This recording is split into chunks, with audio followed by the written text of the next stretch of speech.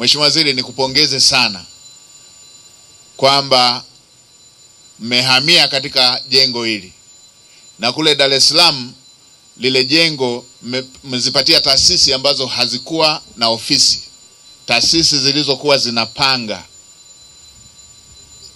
Serikali ilikuwa inaingia gharama kuweka taasisi zake kwenye majengo ya kupanga. Hatua hii mliofanya ni nzuri sana. Sasa nitumie fursa hii kuzielekeza taasisi zingine zote kwamba makao makuu ya nchi ni Dodoma. Na hapa Dodoma tumehamia. Hapa ndo makao makuu ya nchi. Hii sio kambi. Kienda kambini unakuwa unawaza kwamba kuna muda nitarudi nyumbani. Hapa ndiyo makao makuu ya nchi.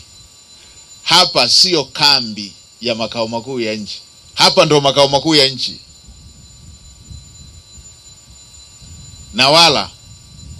Na wala hatutakuwa na makao makuu mbili zilizo sambamba. Hapa ndo makao makuu ya nchi.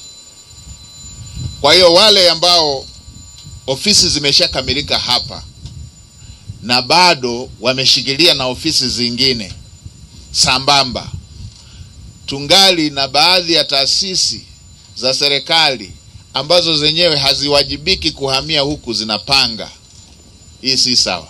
Mheshimiwa Waziri, mwelekeze Katibu Mkuu atengeneze timu ifanye tathmini ya majengo yote ya serikali yaliyoko Dar es Salaam ambayo yako underutilized, nipate hiyo ili tuyagawe kwenye taasisi zingine ambazo zinapanga na ingali serikali na majengo yasiyotumika.